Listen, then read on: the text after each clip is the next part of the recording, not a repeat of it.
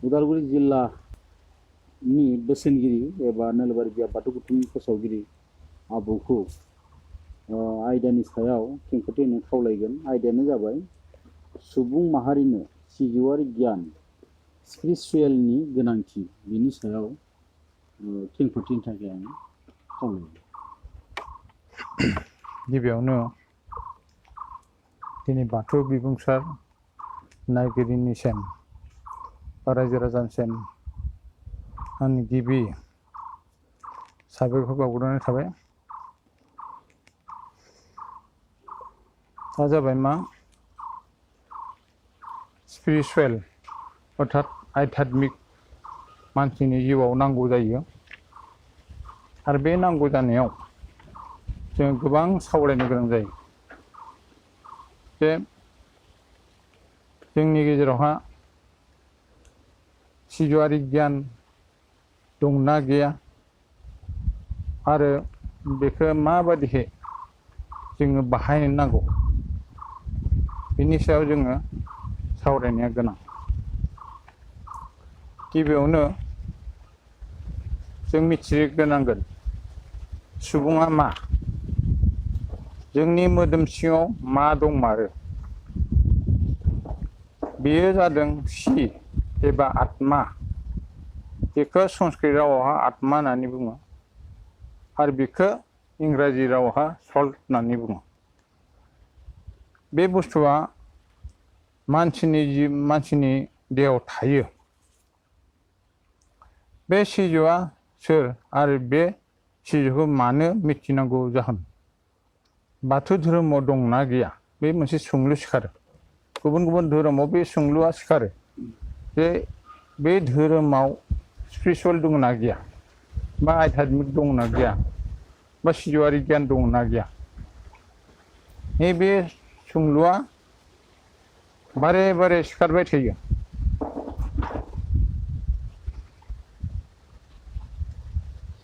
बाथौ धोरोमाव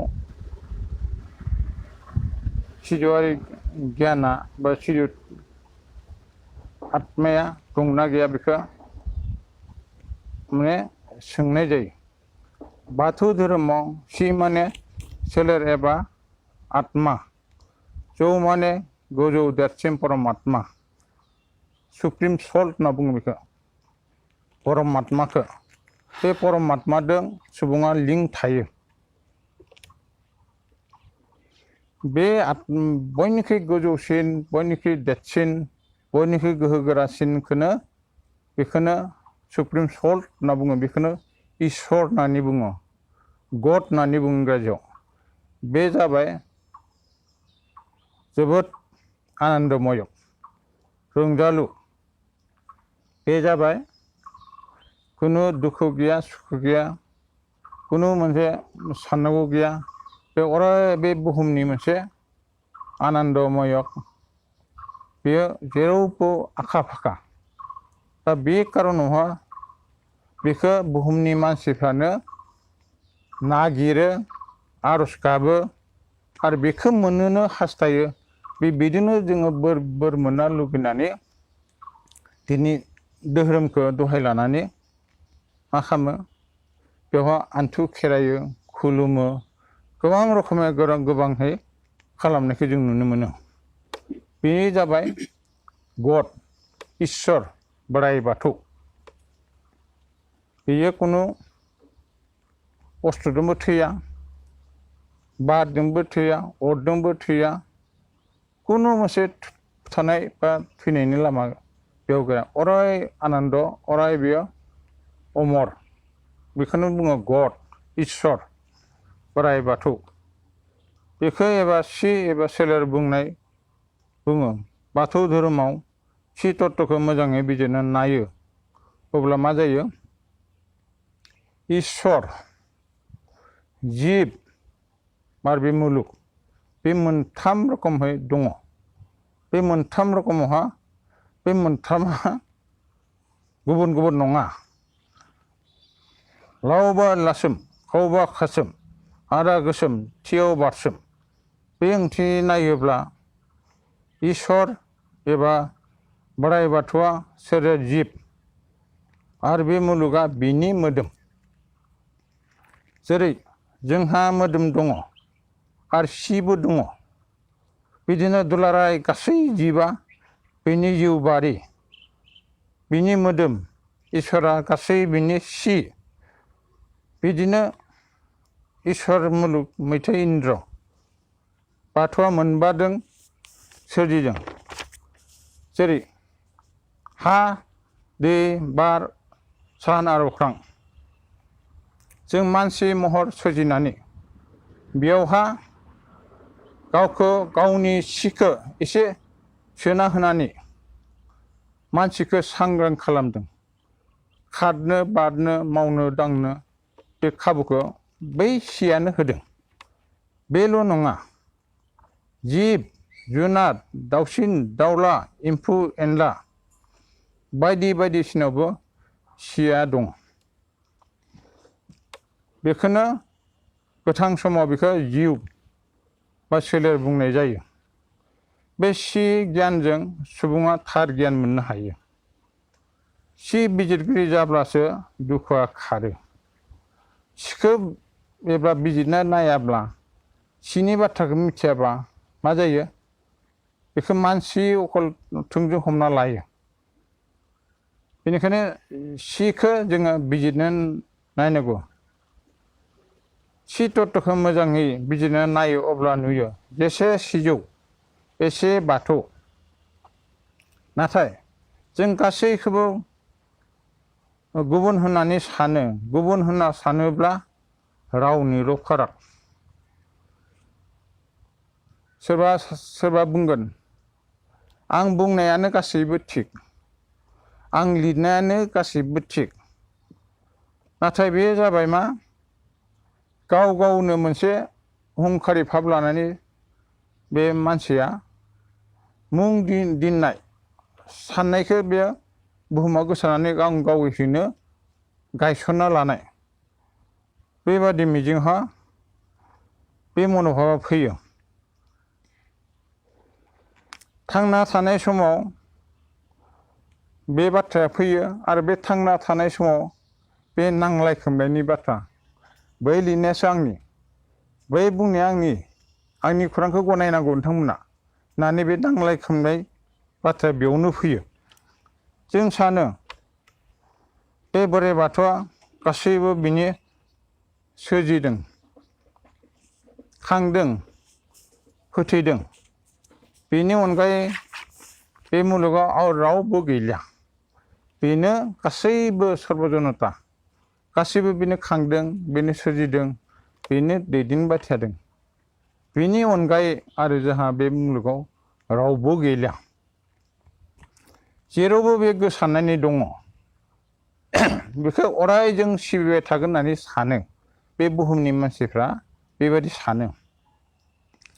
नाथाय बे समावनो सोरबा सुथुरा जोंखौ नाख्रेबबोयोबा गाग्लोबबोयोबा जों मा जायो जों रागा जोङो मानसिया उत्तेजना जायो नांनो गोसो जायो बे समावहा जोङो मा खालामनांगौ जेब्ला नोंथाङा सिजौआरि गियानाव हाबबाय जेला आध्यात्मिक हाबबाय जेला नोंथाङा बेखौ इसोरनियावसो आलाम लानांगोन इसोरनाव जेब्ला आलाम लागोन दिदोम बे जेंनाया बोरै फैखो दिदोम सानहाबनानै जेब्ला गसाइनिसिम थोंदों आरज गाबगोन बे रागाया गावनि बे देहानिफ्राय गोजान जाबोयो बे जेब्ला गोजान जागोन होमबानो बे रागाया थालिया बे गियाना आरो पुनः बे गियाना फैफिनगोन जाय सुबुङा गासैबो मुवावनो सिखौ नुगोन माने हुत्रखौबो बे सिखौ नुयोबा मित्रखौबो बे सिखौ नुयोबा बे गावनि देहाया खौसे जायो अननाय भाबना फैयो जाय खौसेथिखौ नुग्रा सुबुङा थार जेरै बेहा दुखु गैलिया बेखौ अराय माने हुत्रबो सानलिया मित्रबो सानलिया बे अराय आनन्दआनो सानबाय थागोन बे जिथु गावनि मानसि बे गावनि इसोरानो दाजानाय इसोरानो दाना हरदों गतिके बेखौ जोङो हुत्र होननानै सानना मा जानो बा जों बेखौ बुथारनानै नांलायबा मा जादों गतिके जों बेखौ नांलायनो नाङा बेबायदि मोनसे अननाय भाबा बेनावहा जेब्लानो गियाना साग्लोबफैगोन होमबानो मा जायो बे जेबो बेनिफ्राय खुथ्रु भाबनाया बेनिफ्राय खारो जों सानो सुबुंजों सुबुं आलादा हारिजों हारि आलादा बे बुहुमनि बै बुहुमा आलादा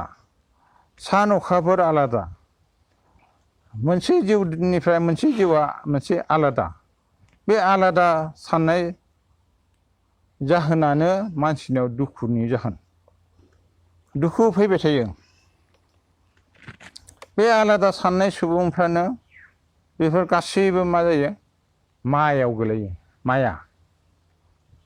बे आलादा आलादा आलादा साननायावनो बे मायाव गफबनानै थायो सायाव बिदिनो नुयो जुदि सिङाव हाबो अब्ला मा नुयो गासैबो मुवावनो बे मोनसे थिखौनो नुहुरगोन मा सि गियाननि सिङाव हाबबा जेब्ला नुनो मोनो सुबुंजों सुबुं मोनसे हिन्जाव हौवा मोनसे हारिजों हारि मोनसे उन्दै गिदिर मोनसे गासैबो बे मोनसे थिखौ जेब्ला नुहुरगोन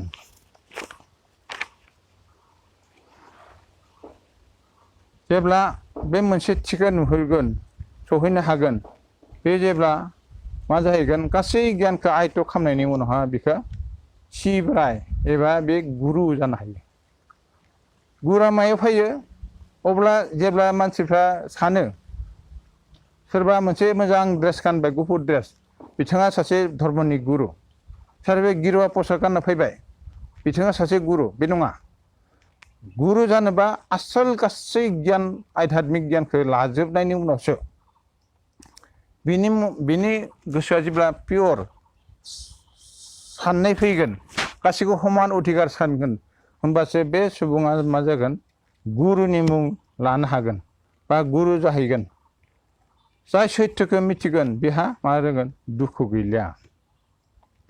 बे हदाय आनन्द थाबाय थागोन बे गुबुनखौबो अननाय भाब फैगोन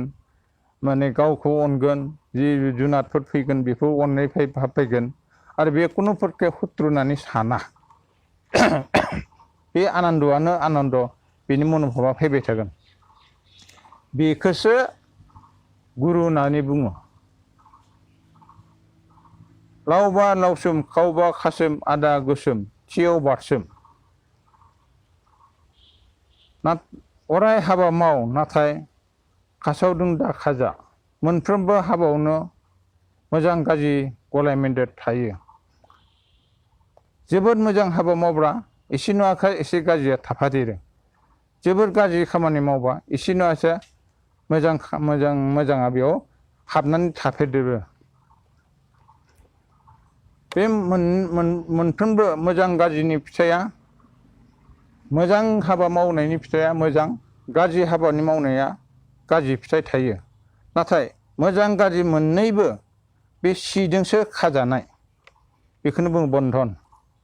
बर'फ्रा गोदोनिफ्रायनो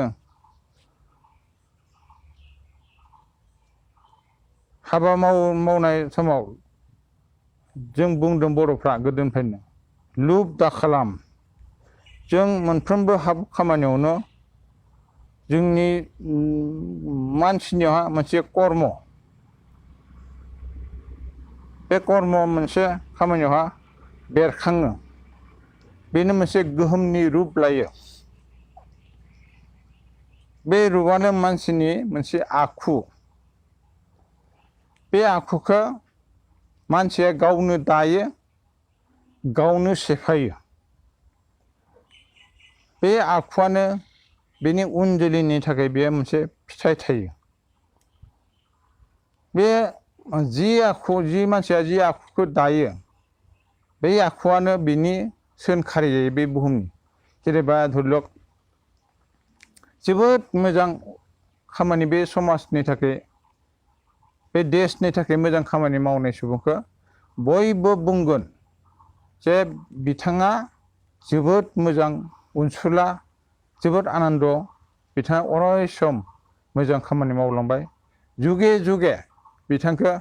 बै उन जोलैनि सुबुंफ्रा बेखौ हदाय मोजाङाव सोंखारिबाय थागोन आरो बेखौ सिबिनायनि लामाखौ फैयो नाथाय जायफोरा गाज्रि आखुनि मानसि गाज्रि स्वभाबनि मानसि बिथांमोनखौ मा खालामो उनावहाय गाज्रि समाल'सना खालामो थैनायनि उनाव बिथाङा गाज्रिनि मुंल'सो मोनलांसिगोन बेनिखायनो मा जायो बे आखुआनो बिनि माने हाबानि देहानि मोनसे फिथाइ थायो बेफोर नेरसोनानो मा जानो बे थैनायनि उनावबो फिन माने बिनि माबाया मुङा थिरांथा जायो जेरै सासे धार्मिक मानसिया थैनायनि उनाव बिथाङा मा जायो बिनि आत्मा